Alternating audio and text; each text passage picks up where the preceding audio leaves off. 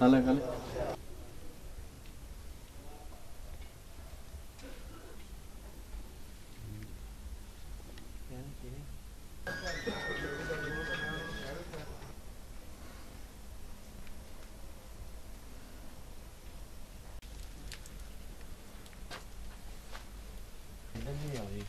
एक मिनट अच्छा अच्छा